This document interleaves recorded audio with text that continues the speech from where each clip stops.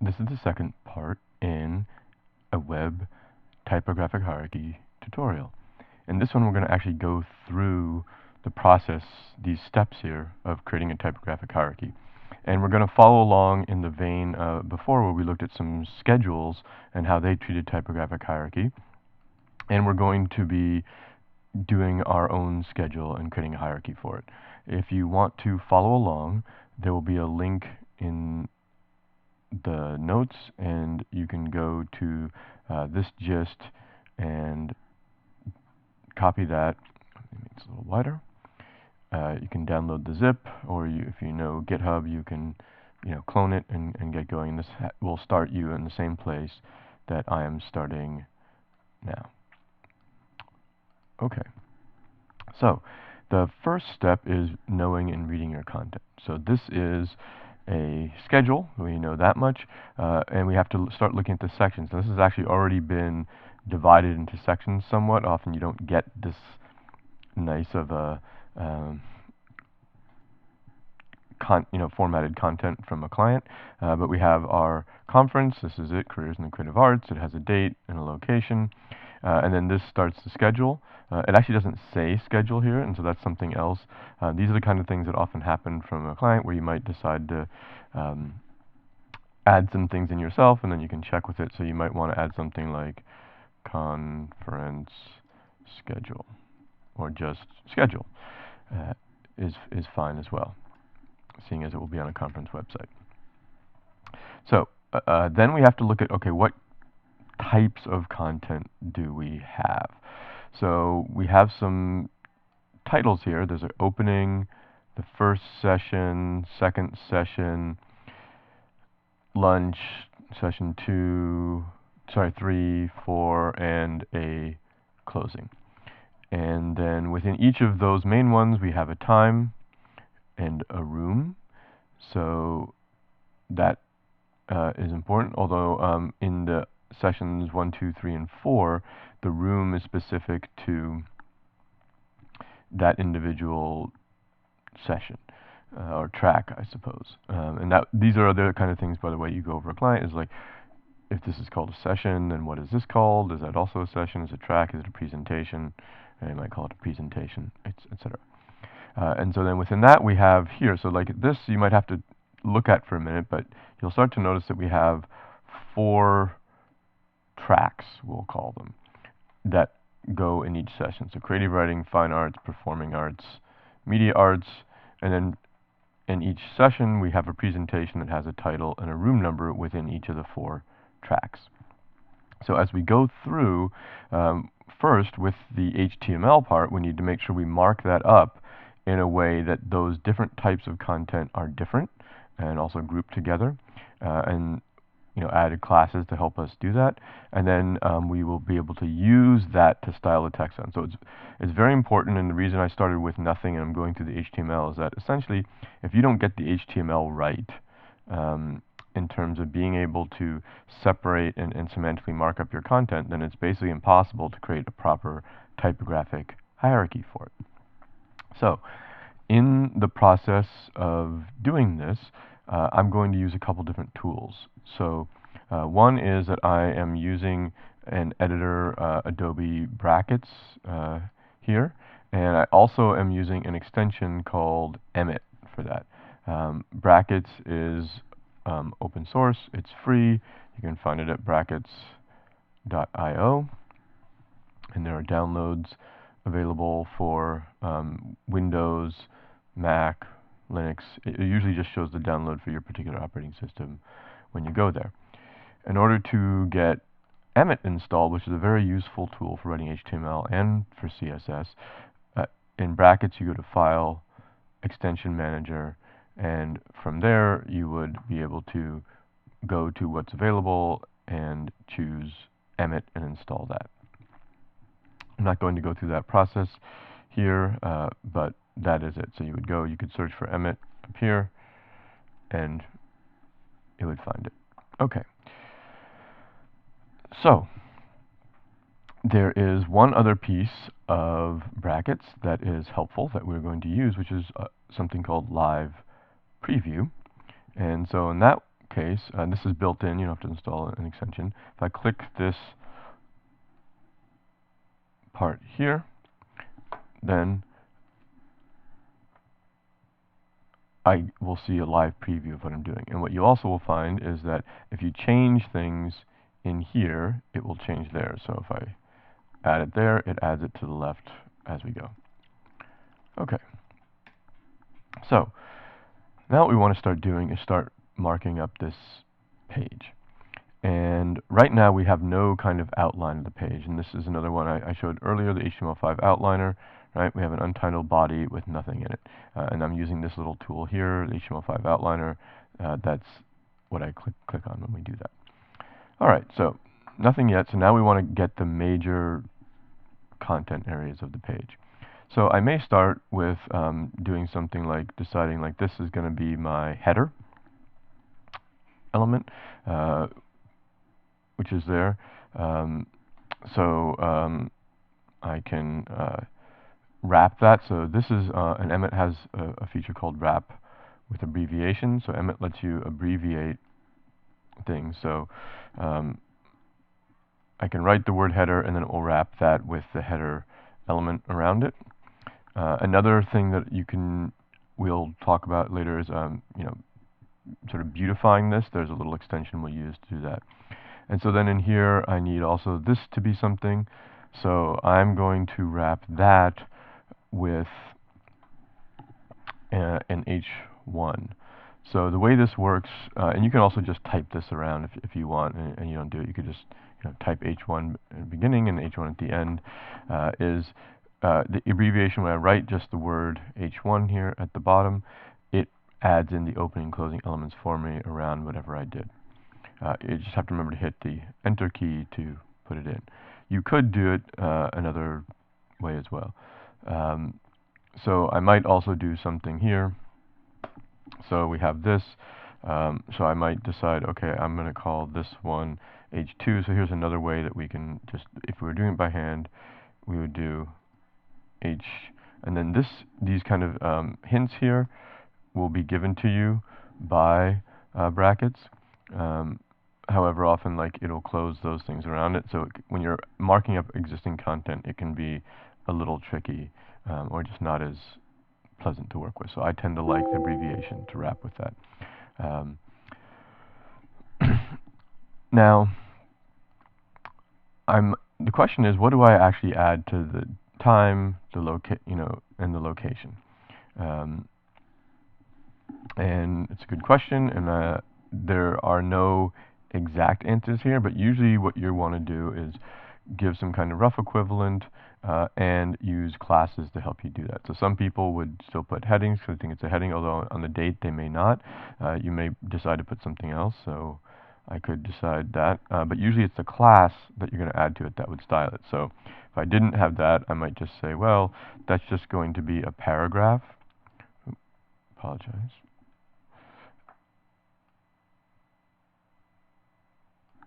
That's just going to be a paragraph. And I'm going to use the shortcut now instead of going down. So this is sort of the last time. Rapid abbreviation is Shift Command A. This is on a Mac that I'm on. It'd have another slightly different one on Windows.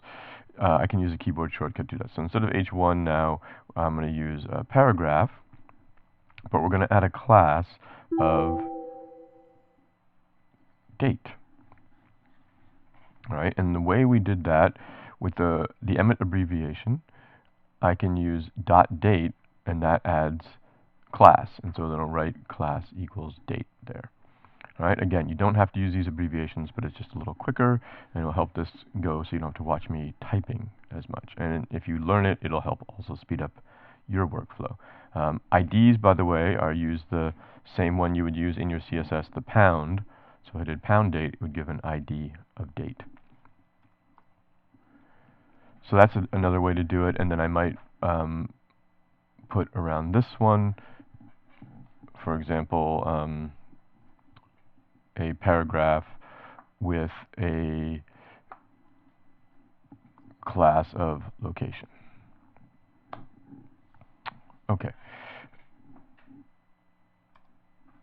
And if I want these obviously to be on separate lines, the New York, New York, and Vermont Community College, I could put a BR element in there and break those up. So you're already seeing, as we start to add in our HTML, we are getting it to look a little bit nicer, and if we start to even look at our outline, we're starting to get a bit of an outline there. Now, if you wanted the date to appear in the outline, then we would want to use like a heading element as well. So those are some of the other choices you have too. It depends on how you want to focus on it.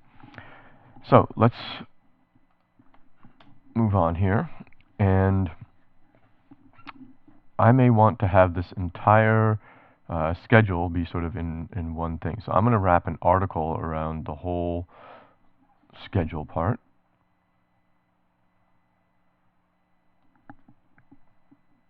All right, and so I'm putting an article around that, and then now we can start to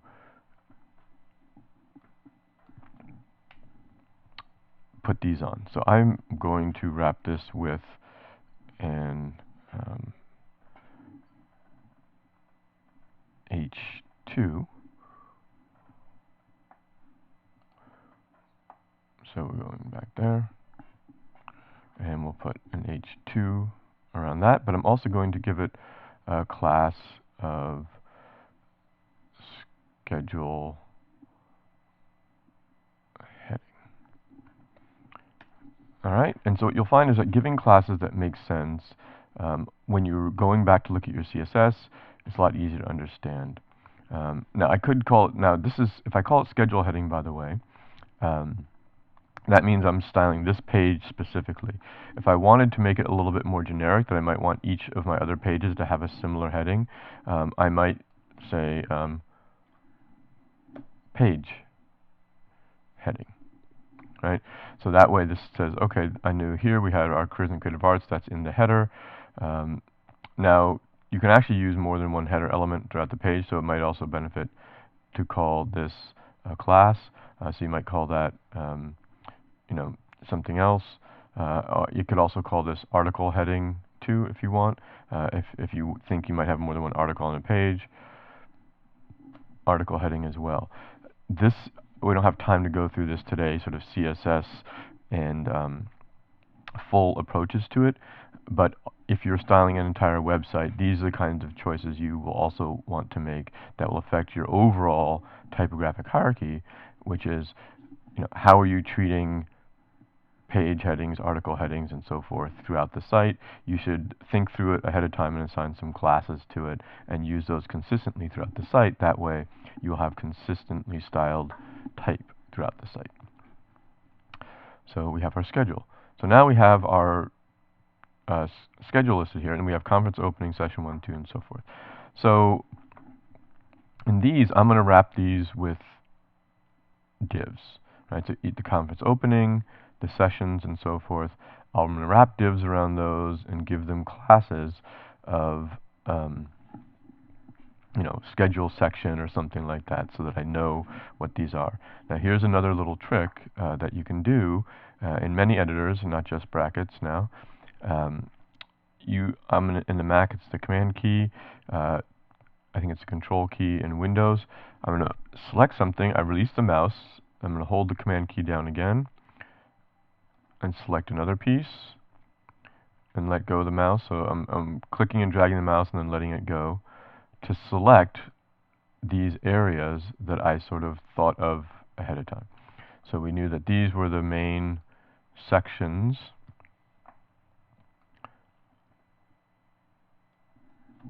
of our schedule, and so I'll select all of those, and then I'm going to wrap those. So we'll wrap that with here, and we're going to call this a div with a class of schedule section. All right, so now they all have schedule section as their div. So it's a nice quick way to get them all done and all sort of done the same quickly.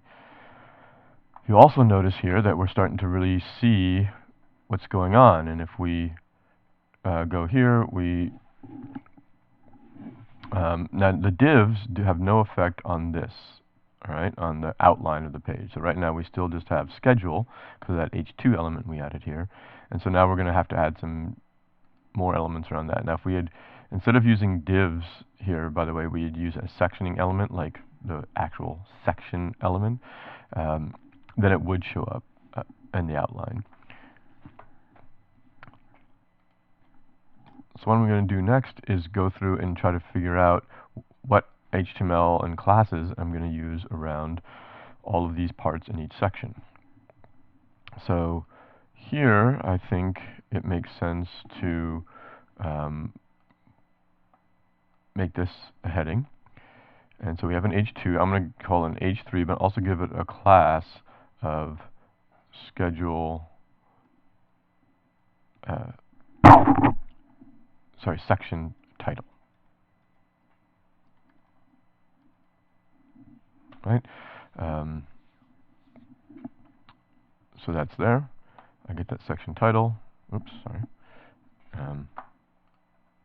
By the way, if you forget to hit enter and you hit wrap with abbreviation again, it will do the last one you had, so you can just go and hit enter there. And then now this one is our room.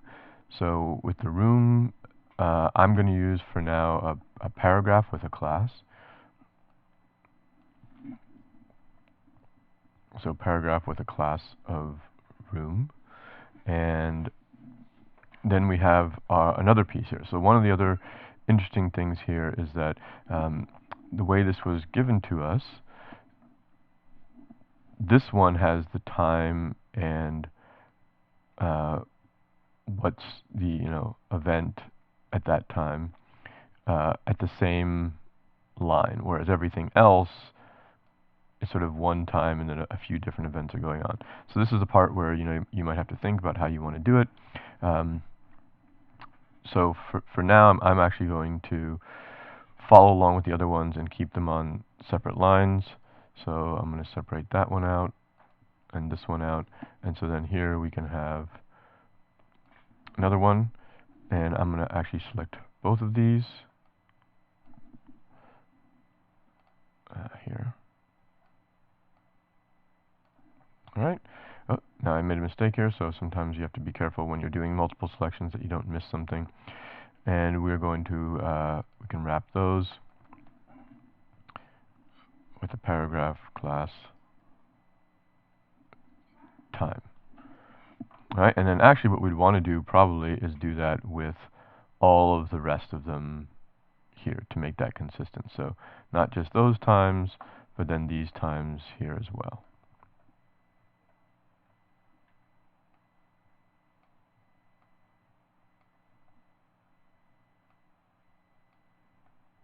And also the nice thing about using paragraphs is that, I mean, you start using classes, is that later if you decide, well, one should be in a paragraph but another needs to be somewhere else, I actually do want, let's say on the opening and closing, to have just one line for both the time and what's going on. You can move that to a different element and still keep your class for styling. All right, so paragraph class of time, add that to all those. So now we're moving forward. Now we have our section title. So actually, the session 1, session 2, these should all get section titles as well. So I'm just separating these on a line just so it's a little easier for me to see. There we go. So they're closing. And remember, I'm using the trick of multiple selections here, where I'm holding the command key down and doing multiple selections.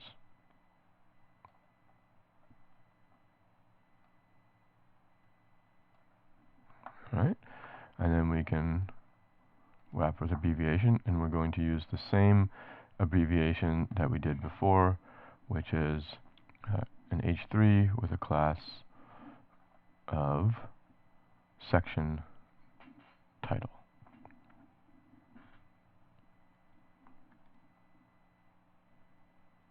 Make sure I spell it correctly. Okay. So now all of those have section titles, and so we're actually, if we look here on the left, we're really starting to make some progress, and we can start seeing now that we actually have our schedule pretty much here in our outline, right? Opening 1, 2, lunch, 3, 4, and closing. And so the next piece here is to go in and fill in our room. So we had a class of room there. We can do that. We also have this, so we have to figure out what these are as well. So this is the, I'm going to call this the track, this the presentation title, and the room will be the room. So first I'm going to go through and select these. So I'm just going to show a couple here, and then we'll off screen do the rest. So I might select those, and normally I might go through all, I would go through all of them. And so this one is going to be an H4 with a class of track title. And then I'm also going to make these H4s, but with a different class. So sometimes you might have similar headings. I could also make it an H5, that would work too. But just to show you that you can use classes as another way to differentiate, even if they have the same one. So we will wrap these with an H4 and a class of presentation title. Alright, and then the rooms would get the same treatment as the room above.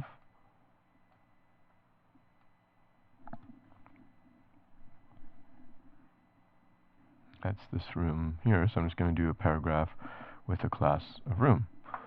So wrap it again. Room. Okay, so what we're starting to see here is that even just from this with the default styling, we haven't had any CSS yet, we're starting to get something that looks more like it. And like I said before, we have now a little bit more of that. You could, by the way, so if you wanted to change these, I could go back here and change these H4s to H5. So just the outline, by the way, is just a tool to use to kind of help you get a gauge of something.